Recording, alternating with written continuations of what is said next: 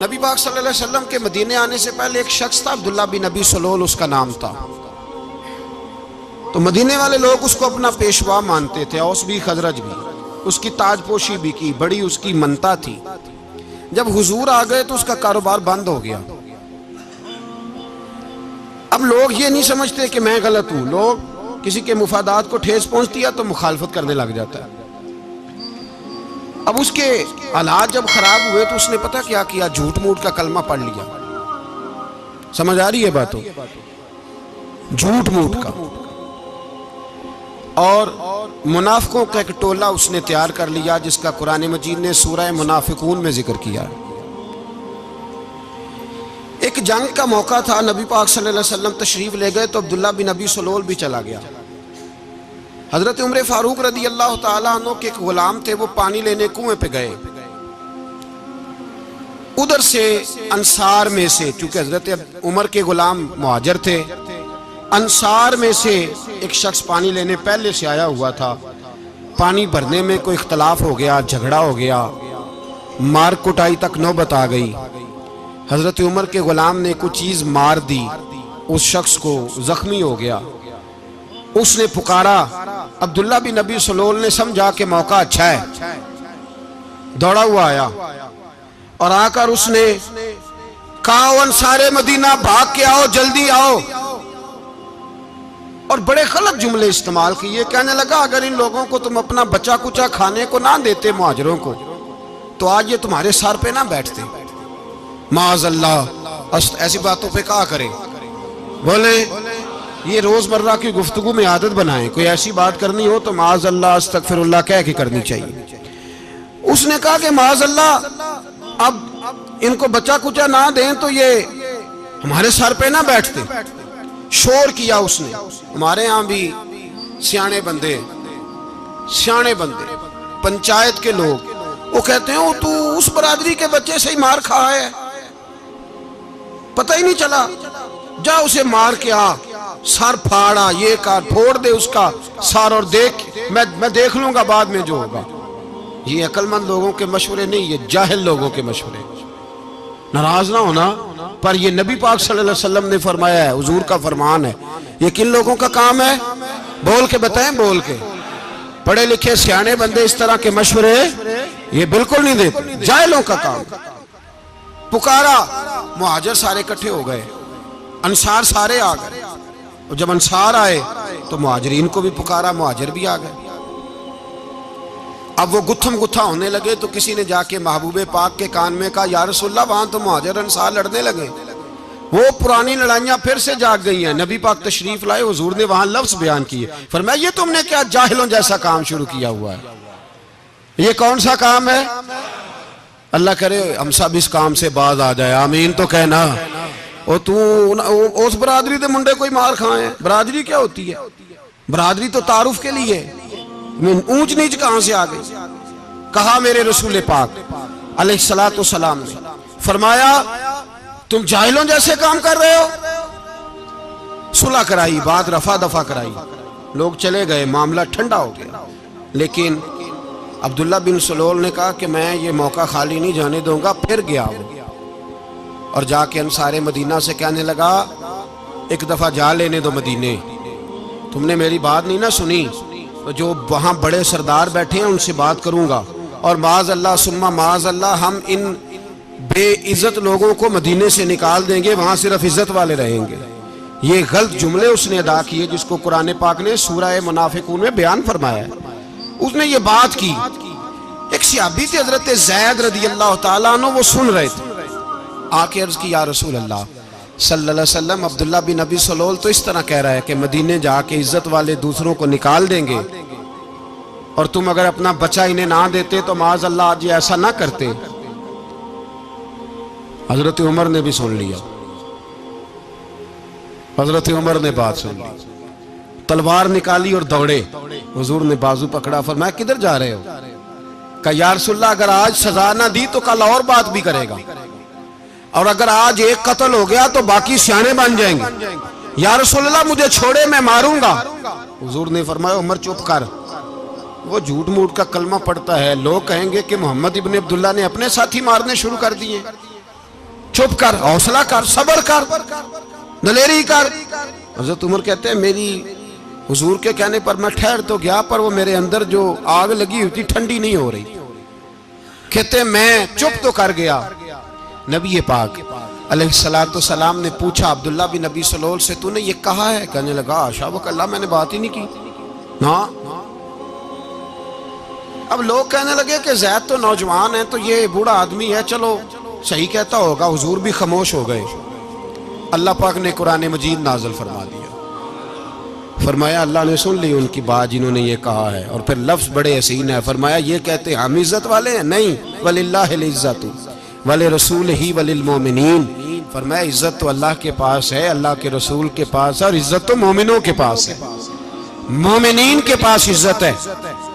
یہ قرآن پاک نے سارا مضمون بیان کر دیا کہ عبداللہ بن نبی سلول غلط کہتا ہے اور حضرت زید صحیح کہتے ہیں۔ حضور نے کچھ نہیں فرمایا، جا رہا ہے قافلہ۔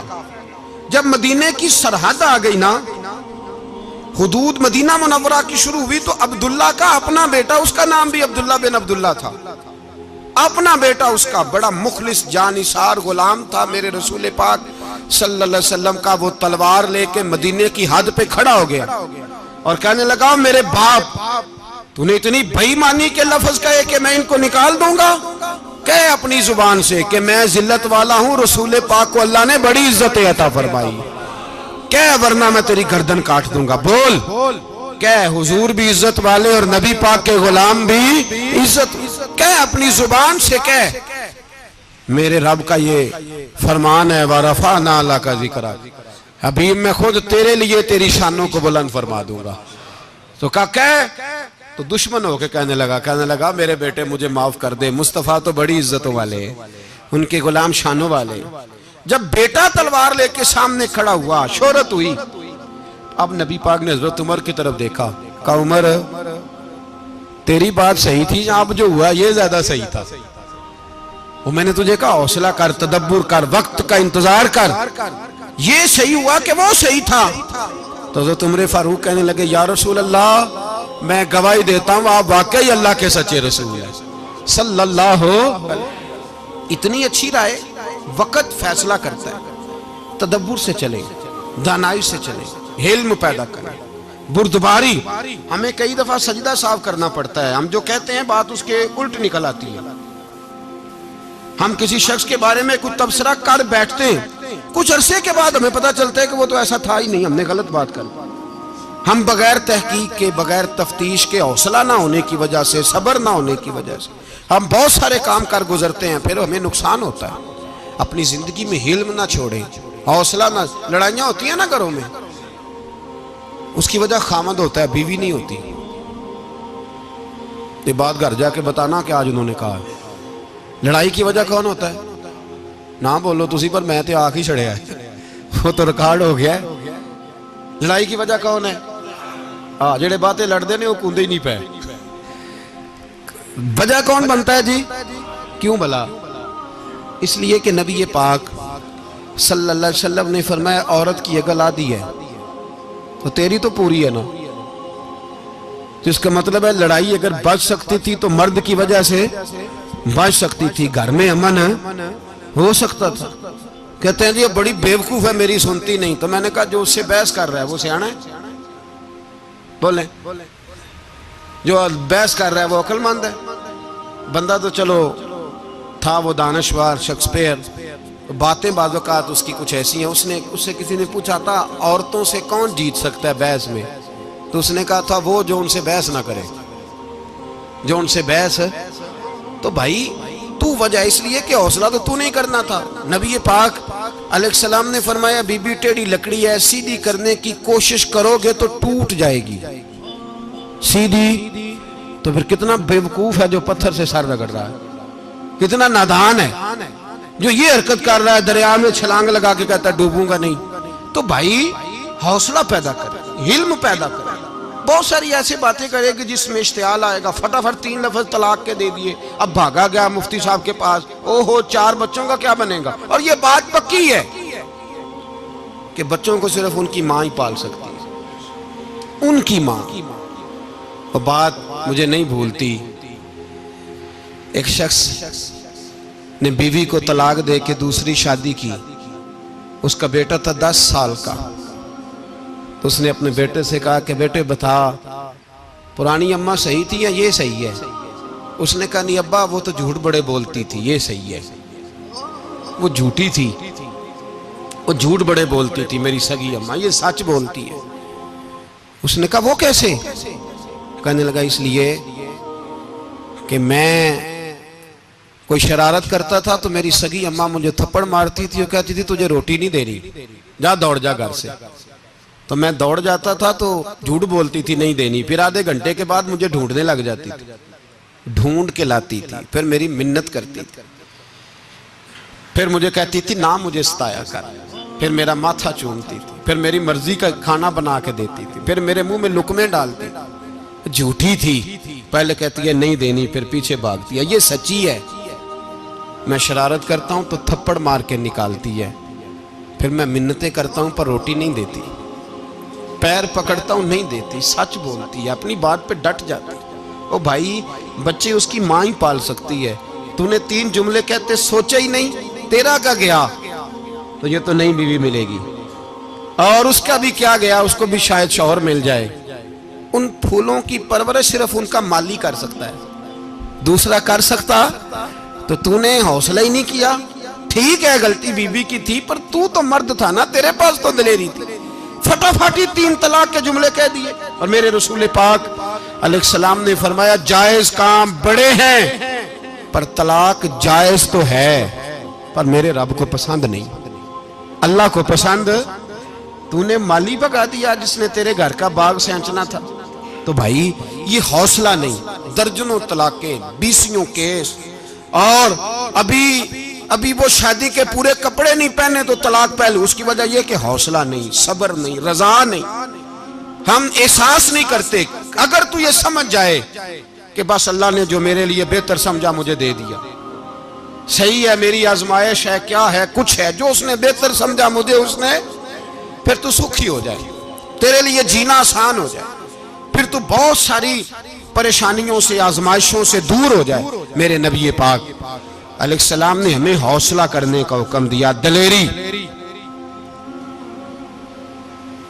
2-3 سال شاید پچھلے سال یا اس سے پچھلے سال حج کے موقع پہ نا ہمارے پاکستان میں تو بڑے بڑے انوکھے واقعات ہوتے ہیں نا، سننے سے کیا میں کہتا ہوں وہ عبرت کے لیے ہوتے ہیں. جعلی ویزے لگوا دیے حج کے کسی ایجنٹ نے، اللہ کے مہمانوں کو بھی لوگ لوٹ لیتے ہیں، معاذاللہ جعلی ویزے لگوا دیے. اور مزے کی بات یہ ہے کہ پاکستانی ایئرپورٹ سے گزر بھی گئے وہ ویزے والے، اور احرام باندھے لوگ جدے پہنچ گئے.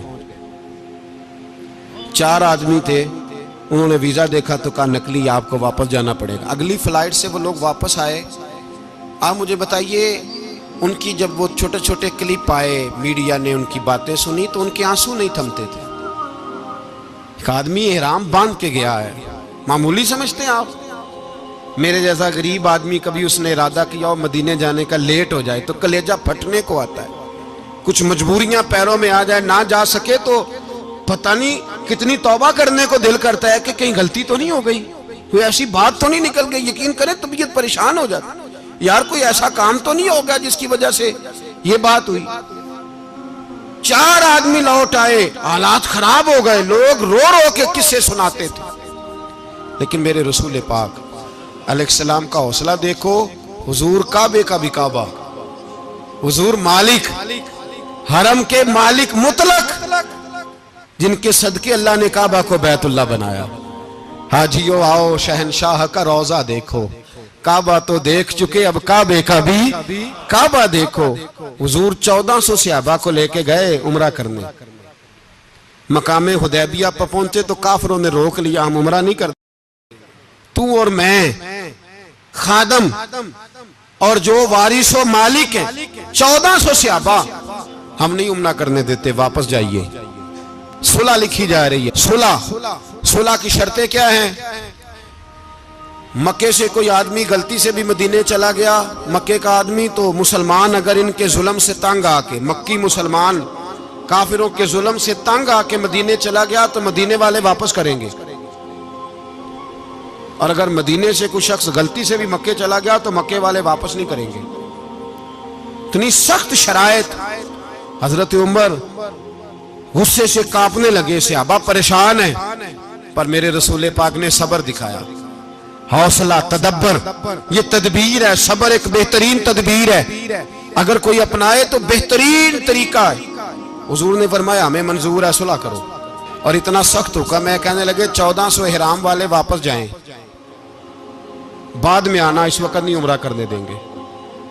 میرے نبی پاک علیہ السلام, مجھے بتاؤ, مجھے اور آپ کو دکھ ہوتا ہے تیاری ہو تو پروگرام رہ جائے, تو اگر احرام باندھا ہو اور اللہ کے رسول نے بندھوایا ہو تو حضور واپس لوٹنے لگے تو کتنی تکلیف کی بات ہے. حضور نے فرمایا چلو آئندہ آئیں گے. معاہدہ لکھا جا رہا ہے, حضرت علی معاہدہ لکھ رہے ہیں. لکھو محمد الرسول اللہ صلی اللہ علیہ محمد الرسول اللہ صلی اللہ علیہ وسلم اور قریش مکہ کے بیچ معاہدہ. یہ تحریر لکھی جا رہی تھی تو ابو سفیان بول پڑا, کہنے لگا جی ہم محمد الرسول اللہ نہیں نکلنے دیں گے معاذ اللہ, یہی تو ہمارا جھگڑا ہے. اگر آپ کو رسول اللہ مان لیا تو پیچھے رہ کیا گیا, محمد ابن عبداللہ لکھیں. حضور نے حضرت علی سے فرمایا رسول اللہ کاٹ کے محمد ابن عبداللہ لکھو. حضرت علی لکھ رہے تھے, محمد رسول اللہ لکھا تھا, فرمایا رسول اللہ کاٹ کے محمد ابن عبداللہ لکھو. تو حضرت علی کہنے لگے حضور مجھے یہ لفظ کاٹنا نہیں آتا, حضور مجھے یہ لفظ کاٹنا. کسی صحابی نے اعتراض نہیں کیا کہ لکھنا آتا تھا, کہا مجھے کاٹنا. حضور نے دوبارہ کہا علی کاٹ دو. کہا یا رسول اللہ مجھے یہ لفظ کاٹنا نہیں آتا. میرے حبیب نے تیسری دفعہ کہا علی کاٹو. تو شیر خدا نے قلم چھوڑا, ہاتھ باندھے اور کھڑے ہو کہنے لگے محبوبہ مجھے تیرے قصیدے لکھنے آتے ہیں, کاٹنے کوئی نہیں آتے, میں مجبور ہوں, مجھ سے نہیں ہوتا. کوشش کرتا ہوں, نہ قلم اٹھتا ہے نہ ہاتھ چلتا ہے. میرے حبیب پاک نے قلم پکڑا اور لفظ رسول اللہ خود کاٹ کے محمد ابن عبداللہ کرایا. بھائی وقت گزر گیا, صلح ہو گئی. یہ تدبر, یہ حوصلہ, یہ تدبیر میرے نبی نے فرمائی. اب تو 1400 کو مکے نے نہ داخل ہونے دیا, لیکن ایک سال ہی گزرا, تھوڑا ہی وقت گزرا, میرے رسول پاک 10,000 کو لے کے مکے میں داخل ہو گئے. 10,000. اس نے فائدہ دیا. حکمت کیا تھی, تدبر کیا تھا. قریش روز لڑائی کرنے آ جاتے تھے, تبلیغ ہی نہیں کرنے دیتے تھے. ان سے صلح ہو گئی تو نبی پاک نے کیسر کو خط لکھا, کیسر روم کو, ہرکل کو. دور دراز تبلیغ پھیل گئی, مسلمان 100,000 سے زیادہ ہو گئے. ان کی طرف سے اب وہ لڑائی بند ہو گئی. میرے حبیب پاک علیہ السلام کے حوصلے نے کمال دکھایا, اس تدبیر نے فائدہ دیا امت مسلمہ کو. 10,000 کا لشکر لے کے حضور کعبے میں داخل ہوئے. کل جو ابو سفیان کہتے تھے نا محمد رسول اللہ لکھنے نہیں دوں گا, آج وہ خود کہہ رہے تھے اشہدو ان لا الہ الا اللہ واشہدو ان محمد رسول اللہ صلی اللہ علیہ. کل جو کہہ رہے تھے کہ میں یہ لفظ نہیں لکھنے دوں گا, آج ابو سفیان کی حویلی میں لاکھوں لوگ, ہزاروں لوگ بیٹھے تھے اور سارے کہہ رہے تھے محمد الرسول اللہ محمد الرسول اللہ محمد الرسول اللہ صلی اللہ علیہ وسلم. میرے محبوب کی تدبر نے, فقاہت نے, اور پھر کمال ہوا. 1400 کہاں اور 1,44,000 کہاں. 1400 کہاں اور 1,44,000. 1400 کو نہیں جانے دیا عمرہ کرنے. میرے رسول پاک 1,44,000 کو لے کے حج کرنے چلے گئے. حضور نے حج کیا, ہر طرف لبیک لبیک کی صدائیں بلند ہوئی. یہ میرے نبی پاک کا تدبر ہے, حوصلہ ہے. اگر وقتی طور پہ حوصلہ کر جاؤ گے, دلیری کر جاؤ گے, آنے والا وقت آسان ہو جائے. حوصلہ نہیں, صبر نہیں, سکون نہیں, 2-4 باتیں, یہاں تک کہ لوگ ابا جی کی بات برداشت نہیں کرتے. ایسے جملے کہہ دیتے ہیں جو دوبارہ پلٹ کے نہیں آتے. ماں کو لفظ نہیں بولتے, باپ کی روح تک چھلنی کر دیتے ہیں وہ جملے.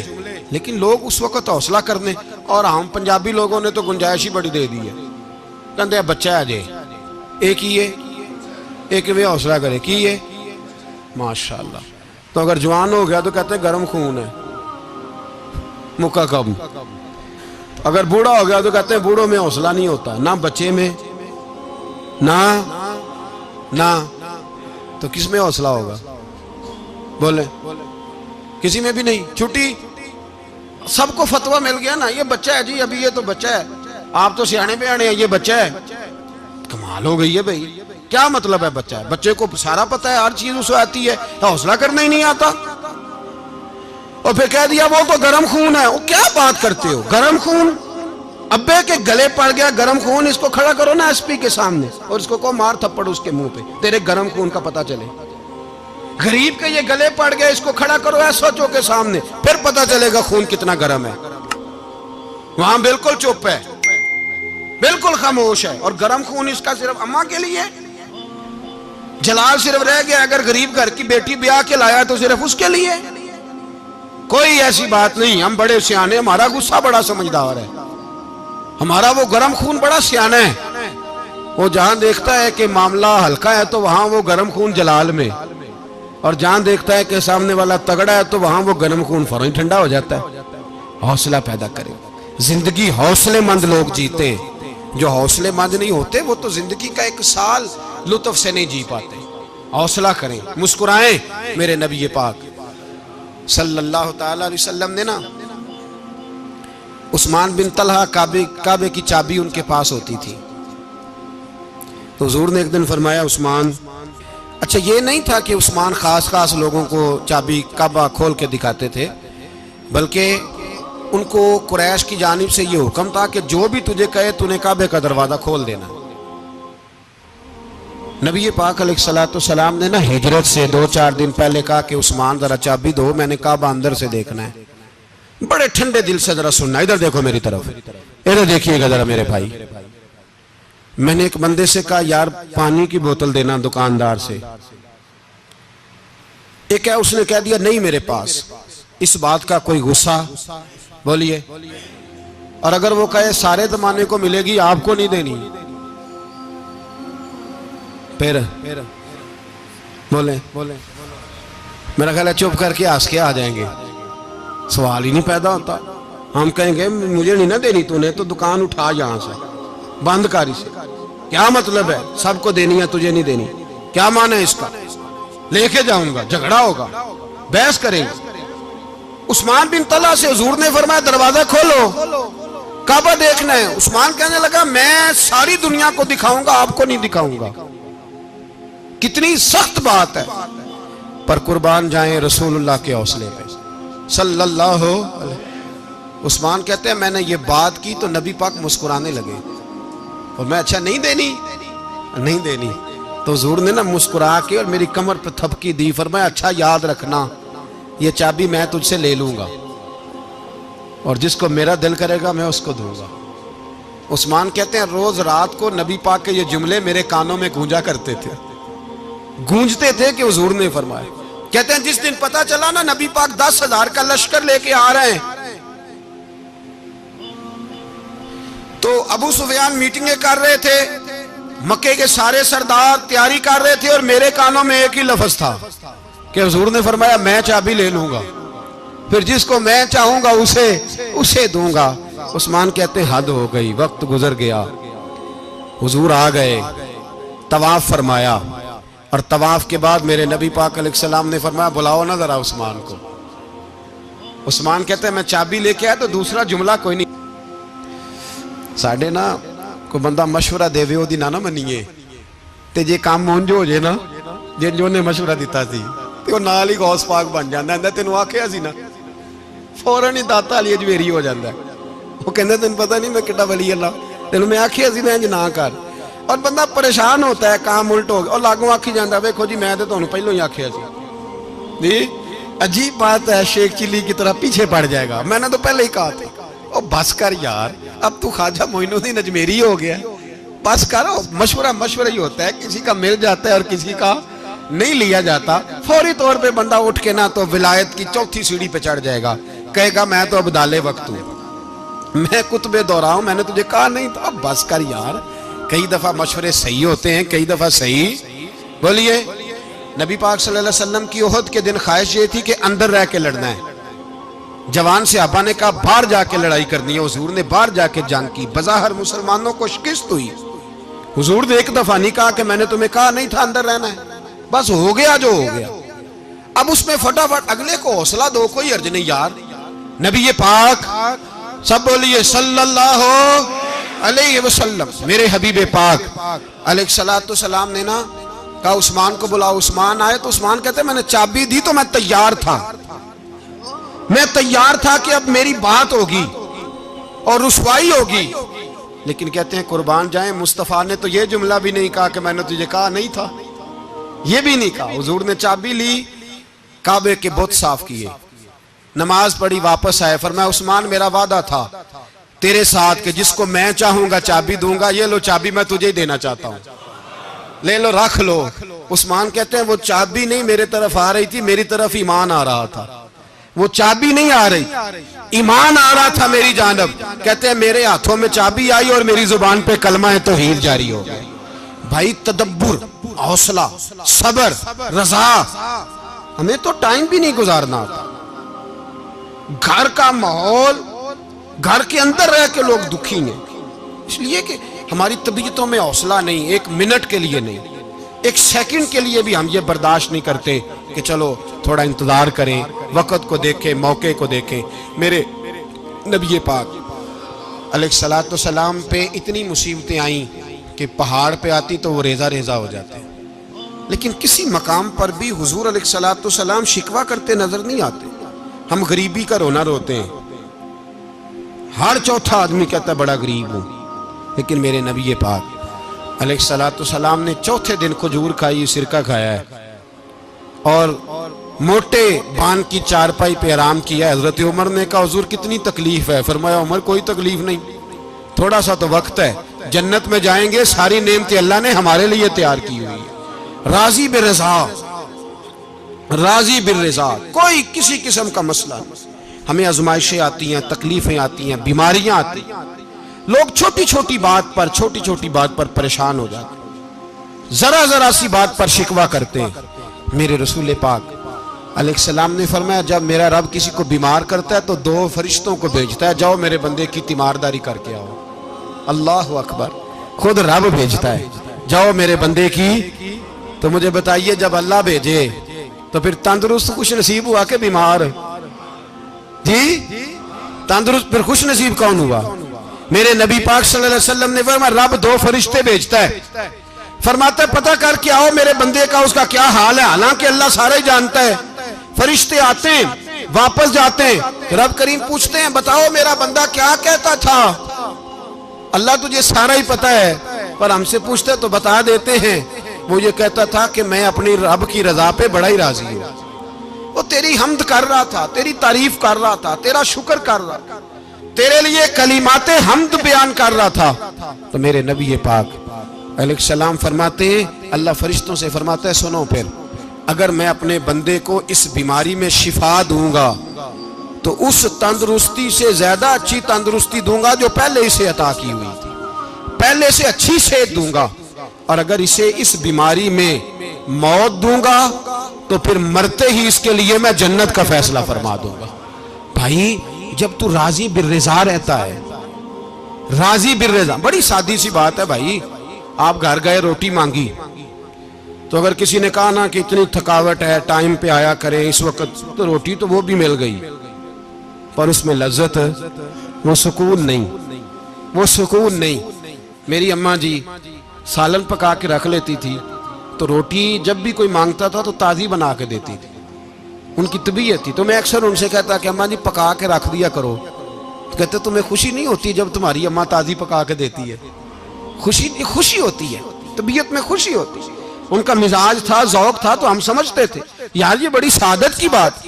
تو آپ گھر گئے رات کو تو گھر والوں سے کہا روٹی، تو فوراً اٹھے فوراً، اور انہوں نے کھانا تازہ بنایا اور ساتھ یہ بھی کہا باہر سے نہ کھایا کرے بندہ بیمار ہو جاتا ہے. کتنی ٹھنڈک پہنچتی ہے آدمی کے دل کو، سکون ملتا. تو بھائی بیماری تو آپ نے کاٹ لی لیکن ساتھ کہو ہو بڑا بیمار ہوں، میں نے تو اتنے گناہ بھی نہیں کیے، ظلم بھی نہیں کیا، کسی کو کچھ بھی. اب بیماری تب بھی کٹ گئی پر بڑی آزمائش، مریض ڈاکٹر کے گلے پڑ رہا ہے، اس کے لواحقین جھگڑے کر رہے ہیں، بیماری وہ بھی کٹ گئی. اور ایک بیمار وہ ہے جو چارپائی پہ لیٹا ہے اور کہتا ہے جس طرح میرا اللہ راضی اسی طرح میں بھی راضی. تو بیماری اس کی بھی کٹ گئی. حضرت یونس علی نبینا علیہ السلام نے ایک دن حضرت جبریل امین ملنے آئے تو جناب یونس علیہ السلام کہنے لگے اے جبریل اللہ کے نیک بندوں میں جو اللہ کو اس وقت سب سے زیادہ پسند ہے نبیوں کے بعد، توجہ کرنا بات پر، جو سب سے زیادہ اللہ کو پسند ہے نبیوں کے بعد ولیوں میں، اور سب سے زیادہ اللہ جس کو اللہ کی بارگاہ میں عبادت گزار لکھا جاتا ہے، میری اس بندے سے ملاقات کرا۔ تو حضرت جبریل نے جناب یونس علیہ السلام کو ساتھ لیا تو ایک شخص کے پاس پہنچے جو آنکھوں سے اندھا تھا، دونوں ہاتھ اس کے سلامت نہیں تھے اور پورے جسم میں پیپ جاری تھی، ریشہ تھا۔ جب جا کے السلام علیکم کہا نا حضرت یونس نے، اس نے وعلیکم السلام کے بعد پہلا لفظ پتہ کیا کہا؟ اس نے کہا یا اللہ تیرا شکر ہے، یا اللہ تیرا، آپ بھی ادا کریں اللہ کا شکر، یا اللہ تیرا، اللہ تیرا شکر ہے۔ تو حضرت یونس علیہ السلام کہنے لگے تو شروع سے اس طرح کا ہے، نابینا بھی اور ہاتھوں سے معذور بھی اور سارا جسم شروع سے؟ تو بڑے ہی خوبصورت لفظ اس بیمار نے کہے، کہنے لگے نہیں حضور میں بالکل ٹھیک ٹھاک تھا، جب تک میرے رب نے چاہا کہ یہ دنیا کو دیکھے تو تب تک اس نے مجھے آنکھیں دیں، اور جب اس نے چاہا کہ اب اس کا دیکھنا بہتر نہیں تو اس نے واپس لے لی۔ تو یا اللہ تیرا شکر ہے، اللہ تیرا شکر ہے۔ پھر کہا جب تک اس نے چاہا کہ میرے ہاتھ رہے تب تک رہے، جب اس نے چاہا کہ میرے لیے بہتر نہیں تو اس نے لے لیے، تو یا اللہ تیرا شکر ہے۔ جب تک اس نے چاہا کہ میرا جسم صحیح و سلامت رہے تو رہا، اور جب اس نے چاہا کہ میرے لیے بہتر نہیں تو مجھے بیمار کر دیا، تو یا اللہ تیرا شکر ہے۔ تو حضرت یونس علیہ السلام کہنے لگے جبریل واقعہ یہ اللہ کا سب سے زیادہ شکر گزار بندہ ہے، سب سے زیادہ عبادت گزار بندہ ہے، سب سے زیادہ۔ میرے نبی پاک علیہ السلام نے فرمایا میرا مومن ہر حال میں ہی نفع میں ہے، نعمت ملے تو شکر کر کے نفع، مصیبت آئے تو صبر کر کے نفع، اپنی زندگی میں تحمل، بردباری، علم پیدا کرے، حوصلہ پیدا کرے۔ ہر آنے جانے والے شخص کے مزاج کے مطابق اسے نہ ملے، اپنا مزاج صحیح رکھے، اپنی طبیعت کے مطابق اپنے ماحول کو برقرار رکھیں۔ علم کے ساتھ گزارا کرو گے تو رشتہ داروں سے بھی بنی رہے گی، دوستوں سے بھی بنی رہے گی، ہر ایک سے تعلق رہے گا۔ اور اگر آپ کے اندر یہ حوصلہ نہیں تو پھر سارے معاملات پریشانی کا شکار ہو جائیں گے۔ یہ تو آج کا مضمون تھا۔ ہمیں نا لوگ مشورہ دیتے ہیں، کہتے ہیں پیر صاحب درویشوں کو سیاست کی بات نہیں کرنی چاہیے، دیتے ہیں نا مشورہ لوگ؟ جی تھوڑا تھوڑا بول دیں، تھوڑا تھوڑا دیتے ہیں نا۔ اگرچہ ہم ان کی بات نہیں مانتے، اس لیے کہ اقبال نے کہا تھا جدا ہو دین سیاست سے تو رہ جاتی ہے چنگیزی، جدا ہو دین سیاست سے تو، اور پہلا فکرہ یہ ہے کہ جلال بادشاہی ہو یا جمہوری تماشا ہو، جدا ہو دین سیاست سے تو رہ جاتی ہے۔ اس نے کہا جب سیاست اور دین علیحدہ علیحدہ ہوتے ہیں تو چنگیز خان اور ہلاکو خان پیدا ہوتے ہیں۔ سیاست جب تک مسجد کے اندر رہتی ہے تب تک پاک صاف رہتی ہے، وہ گندی ہوتی تب ہے جب مسجد سے نکل جاتی ہے۔ حضرت علی کے زمانے تک مسجد میں رہی، پاک صاف رہی، یزید باہر لے گیا تو گندی ہو گئی، حضرت عمر بن عبدالعزیز دوبارہ مسجد میں لے آئے تو پھر پاک ہو گئی۔ لیکن پھر بھی ایک ساتھی نے مجھے کہا تو اس کی بات میں، سب کی باتیں نہیں مانتا، اس کی بات میری سمجھ میں آئی۔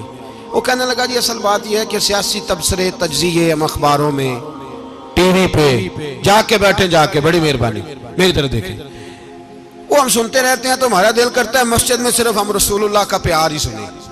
تو میں نے کہا یار تیری بات دل کو لگتی ہے، یہ بات صحیح ہے، چلو یہ نیت اچھی ہے، یہ تیرا نظریہ ٹھیک ہے، مان گئے ہم۔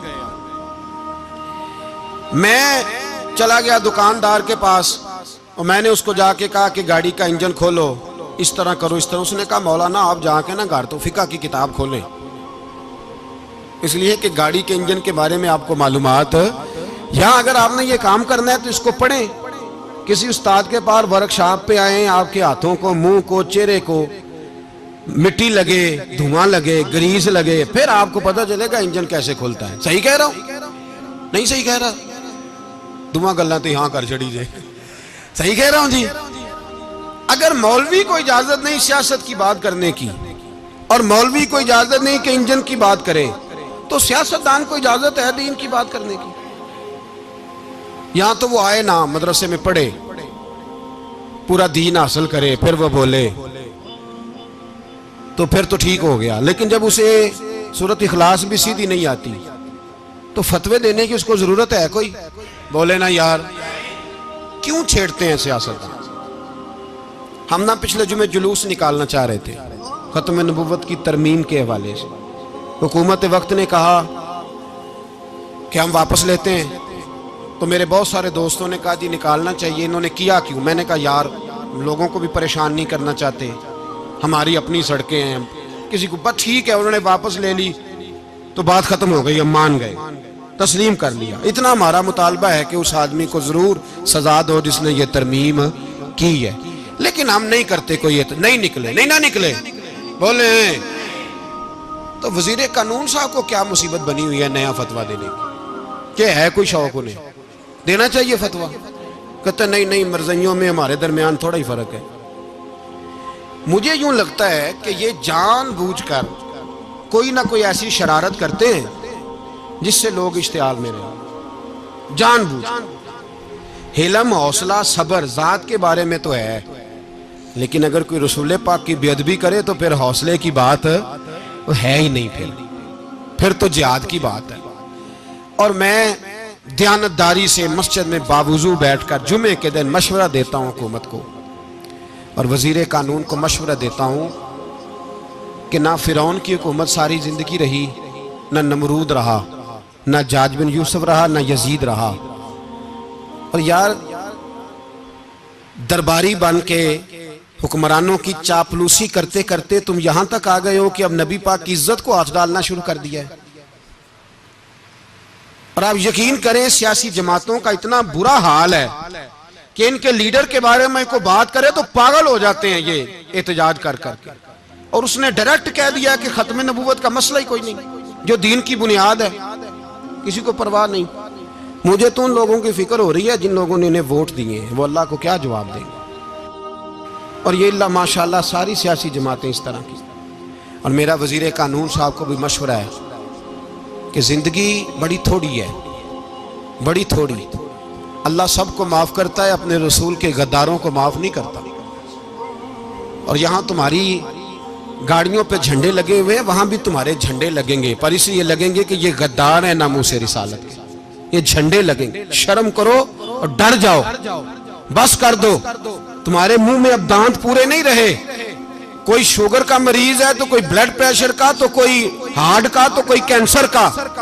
شرم کرو اور اپنی قبر کی بھی تھوڑی سی فکر کرو۔ بتاؤ پاکستان کے کتنے صدر گزرے، وزیر اعظم گزرے، تو ان کی قبریں کہاں ہیں؟ کوئی جاتا ہے ان کی قبروں پہ؟ کسی کو خبر ہے؟ کیوں اپنے لیے جہنم کٹھی کرتے؟ سارا کچھ دنیا داری رہ گئی ہے، سارا کچھ صرف یہی رہ گیا۔ حضرت ابو بکر سردار تھے، حضرت عمر سردار تھے قبیلے، حضرت عثمان سردار تھے، انہوں نے سرداریوں کو ٹھوکر مار کے رسول اللہ کے قدموں میں بیٹھنا پسند کی، سرداریاں چھوڑ کے غلام بن گئے۔ تم سرداریاں بچانے کے لیے رسول اللہ کی غداری کرتے ہو، شرم نہیں آتی؟ اور قوم شکوہ ہے مجھے ان لوگوں سے جو مولوی تو کہہ دیتے ہیں تو سیاست نکار، اور کسی سیاستدان کو منع نہیں کرتے کہ جب تجھے سورت فاتحہ بھی نہیں آتی تو تجھے کس نے اجازت دیا اتنی بڑی بات؟ اور میں نے پچھلے سے پچھلے جمعے بھی کہا تھا، پھر کہتا ہوں اور آن دی ریکارڈ کہتا ہوں، مرزائی کل بھی کافر تھے، آج بھی کافر، اور قیامت تک، اور جو ان کے کفر میں شک کرے وہ بھی، اور پکا بے ایمان ہے، کافر ہے۔ وہ وزیر قانون ہو یا صوبائی ہو یا وفاقی ہو، من شک فی کفر ہی فقط کفر، جو مرزائی کے کفر میں شک کرے وہ بھی کافر ہے۔ ہمارے رسول آخری رسول ہے، ہم کسی کو یہ اجازت نہیں دیں گے کہ وہ ختم نبوت میں رکھڑا ڈالنے کی کوشش کرے، ہم کسی کو یہ اجازت ہے۔ اور تم نے قوم کو لوٹا، لوٹتے رہو، اب ایمان پہ ڈاکے تو نہ ڈالو۔ تمہیں دولت لوٹ کے پیٹ نہیں بھرا، اب ایمان لوٹنا شروع کر لیا ہے۔ تمہارا فیکٹریاں لوٹ کر، قومی خزانہ لوٹ کر پیٹ نہیں بھرا، بھائی مانو اب دین بیچ کر اپنی حکومتیں پکی کرو گے۔ اور وہ لوگ بھی تیار ہو جائیں جو ان بے ایمانوں کو منتخب کرتے ہیں، ان سے بھی سوال کرے گا ختم نبوت کا موضوع قیامت کے دن کہ تم بتاؤ، ان کو سپورٹ کرتے تھے جو رسول اللہ صلی اللہ علیہ وسلم کے بعد بھی کسی نبی کو نبی ماننا درست جانتے تھے؟ شرم آنی چاہیے، خیال ہونا چاہیے۔ اور میں نے کہا کہ ہمارا دل نہیں چاہتا، آپ یقین کریں، ہمیں شوق ہے جلوس نکالنے کا، تمہارے خلاف باتیں کرنے کا۔ تم نے روز تھرمامیٹر نکالا ہوتا ہے، چیک کرتے ہو کہ ایمان کتنا ہے کتنا نہیں ہے۔ یہ پاکستان اگر صوبہ سندھ ہے تو وہ حضرت عبداللہ شاہ غازی کا ہے، اگر بلوچستان ہے تو حضرت بابا عبد الرحمان کا ہے، اور اگر پشاور ہے تو وہ صوفیاء کا ہے، اور اگر یہ دھرتی پنجاب ہے تو یہ داتا علی اجویری کی ہے، یہ بابا فرید الدین کی ہے۔ اس میں کسی غدار کو قبضہ کرنے کی اجازت بالکل نہیں ملے گی۔ اور ہم وہ لوگ بھی نہیں جو چپ کر کے اندر سوتے رہیں، قوم جو کرتی ہے کرتی رہے، ہمیں پرواہ نہیں، نہ ایسی کوئی بات نہیں۔ کوئی بندہ نہ سمجھے کہ انہیں ہوش نہیں، انہیں پتہ نہیں، ہمیں سارا کچھ ہی آتا ہے۔ پھر اگر کل کو کوئی ممتاز قادری پیدا ہو گیا تو شکوہ نہ کرنا، کل کو کوئی پھر سے عامر چیمہ نکل آیا تو شکایت نہ کرنا، یاد رکھنا۔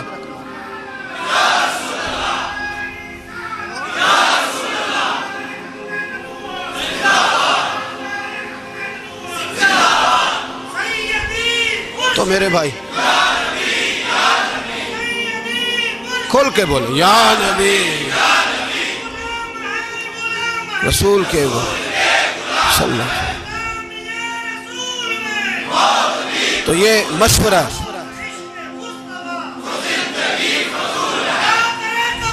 جزاک اللہ، تو یہ تمہیں مشورہ ہے۔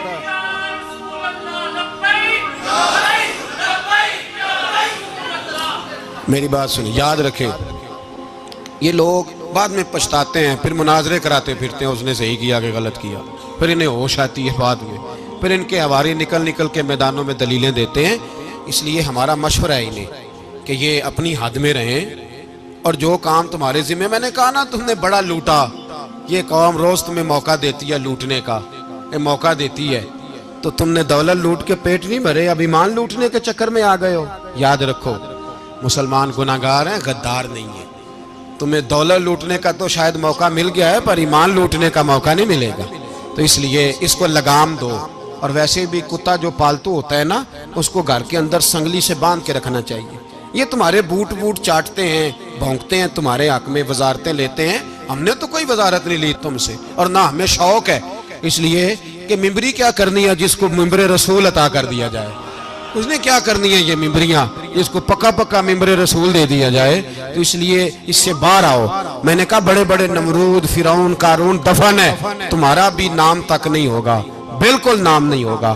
اس لیے ہمارا مشورہ، اور آپ لوگ بھی آئیں نا یہ اگلے سال، تو ان کو کھڑا کر کے پوچھ لینا، اسلامی جمہوریہ پاکستان کا تم نے ایم پی ایم نے بننا ہے، پہلا کلمہ ہی صحیح سنا دو، چلو خدا کا واسطہ یہی بتا دو کہ تمہیں نماز بھی ڈھب سے آتی ہے کہ نہیں، اور آپ کی موج ہے، آپ بٹھا لیتے ہیں سر پہ، کیا کریں، سمجھانے والے مفت گناہگار ہو گئے اور بہکانے والے سب تمہارے یار ہو گئے۔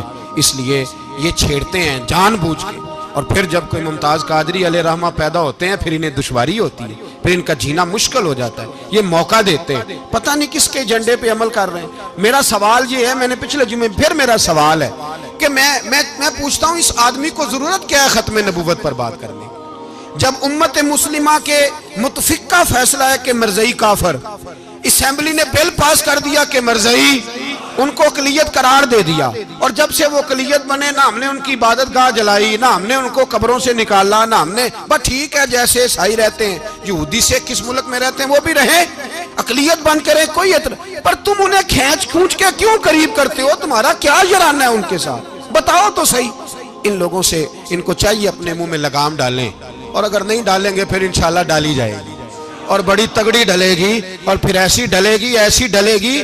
سلمان تاثیر جب مرا تھا نا تو 5-5 لاکھ روپیہ مولویوں کو آفر کی جنازہ پڑھاؤ، 5-5 لاکھ روپیہ چھوٹے چھوٹے مولویوں کو۔ اور داتا صاحب کی مسجد کے خطیب بھی صوبائی جو تھے، وہ خطیب تھے، ملازم تھے، انہوں نے کہا کہ ایمان نہیں بھیجنا، نکالنا نوکری سے تو نکال دو۔ اور بادشاہی مسجد کا مولوی جس کا پتہ نہیں چلتا، کبھی کدھر چلا جاتا ہے کبھی کدھر، یہاں تو وہ بھی کھڑا ہو گیا، اس نے کہا نا ایمان نہیں بیچنا۔ گورنر ہاؤس کی مسجد کا امام کہنے لگا کہ بخشا جانا نہ جانا یہ تو رحمت الہی کا معاملہ ہے، پر اتنا گندا جنازہ نہیں پڑھنا، اتنا گندا جنازہ نہیں ہم پڑھیں گے، مرنے کے بعد تمہارے جنازے نہیں پڑھے جاتے، تمہاری قبریں خراب ہوتی ہیں، کدھر ہیں تمہاری دولتیں؟ اور وہ مولوی آج تک پتہ ہی نہیں کدھر گیا جس نے اس غلیظ کا گندا جنازہ پڑھایا. تو بھائی اپنی قبر حشر کو جب جہاں تمہارے جنازے نہیں پڑھے جا رہے تو وہاں تمہارا کیا حال ہوگا. اس لیے ان لوگوں کو چاہیے کہ اپنی زندگی اس طرح گزاریں کہ کچھ نہ کچھ منہ لے کے سرور کائنات کے پاس چلے جائیں، ورنہ ایسا نہ ہو کہ یہاں بھی پھٹکار اور وہاں بھی پھٹکار. اس لیے ہمارا مطالبہ ہے حکومت سے کہ شرم کرو اور ایسے بھائی مانوں کو، کالے ناگ جو تم نے بھرتی کی ہوئے ان کو نکالو، اور اگر تعریفیں کروانی ہو، تلوے چٹوانے ہو تو اندر کمروں میں ان سے چٹوا لیا کرو. ان سے کہو کہ یہاں ہماری نوکری کرو، باہر نکل کے رسول اللہ صلی اللہ علیہ وسلم کے دین کے بارے میں گفتگو نہ کرو. اس لیے کہ اللہ تبارک و تعالیٰ نے اس دین کے اندر بڑا حسن اور بڑا جذبہ رکھا ہوا ہے، بڑا وقار ہے. ہمارا مطالبہ ہے حکومت سے کہ ختم نبوت کے مسئلے پر کوئی سیاستدان گفتگو نہ کرے. آپ تائید کرتے ہیں اس بات کی؟ اس پر کوئی سیاستدان کوئی گفتگو. ہمارے پاس بڑے تماشے ہیں سیاست کرنے کو، باقی تماشوں پہ سیاست کرو. یہ رسول اللہ کی ناموس کا معاملہ ہے، یہ چھیڑنے کی تمہیں اجازت. مجھے سمجھ نہیں آتی یار، جب بات ختم ہو گئی، اسمبلی نے بل واپس لے لیا، تو صوبائی وزیر قانون کو آخر تکلیف کیا ہے؟ آپ کے پاس جواب ہے کوئی اس بات کا؟ یہ بات ختم ہو گئی، ہم نے جلوس نہیں نکالا، چھوڑ دیا، خاموش ہو گئے. علماء نے میٹنگیں بلائی تھی، کینسل کر دی، ٹھیک ہے جی بات. اب دوبارہ سے کیوں چھیڑتے ہو؟ پھر کہتے ہیں احتجاج ہوتا ہے، شور ہوتا ہے. تم خود ایسی حرکتیں کرتے ہو جس سے افراتفری پیدا ہوتی ہے. یہ ملک رسول اللہ کے نام پہ بنا ہے، اور قیامت تک یہاں وہی ہوگا جو میرے رسول پاک صلی اللہ علیہ وسلم کی رضا ہوگی، اور نبی پاک کے قانون کے خلاف کوئی قانون یہاں چل سکتا؟ اللہ ہمیں سمجھنے کی توفیق عطا فرمائے.